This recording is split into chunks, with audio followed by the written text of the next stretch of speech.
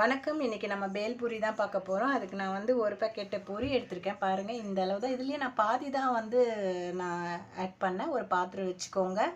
அதில் வந்து 1/2 பாக்கெட்டு பொரி போட்டுக்கோங்க.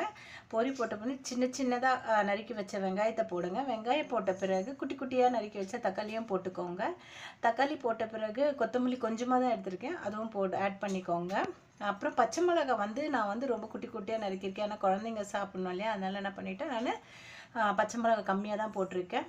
அதுக்கப்புறம் வறுத்த வேர்க்கடலை அது கொஞ்சம் ஆட் பண்ணியிருக்கேன். அதுவும் போட்டு ஒரு 1/2 லெமன் எடுத்திருக்கேன். அந்த 1/2 லெமன்லேயே வந்து கொஞ்சமாக தான் பிழியணும். ஏன்னா ஏற்கனவே நம்ம வந்து தக்காளி ஆட் பண்ணியிருக்கோம், அதனால் ரொம்ப புளிப்பு வேண்டாம். அதனால் அவ்வளோதான் போட்டிருக்கேன். அப்புறம் கொஞ்சோண்டு மிளகாய் பொடி போடுங்க, ரொம்ப வேண்டாம். ஏற்கனவே பச்சை மிளகாய் இருக்கிறதுனால ரொம்ப வேண்டாம். அதுக்கப்புறம் கொஞ்சோண்டு உப்பு போட்டுக்கோங்க. உப்பு போட்டு நல்லா விரசிக்குங்க. நல்லா விரசிட்ட உடனே எனக்கு சப்ஸ்கிரைப் பண்ணுங்கள், லைக் பண்ணுங்கள், கமெண்ட் பண்ணுங்கள். நீங்கள் சப்ஸ்கிரைப் பண்ண தான் நான் இன்னும் புதுசு புதுசாக ஏதாவது போட முடியும். பாருங்கள், பேல்பூரி ரெடி.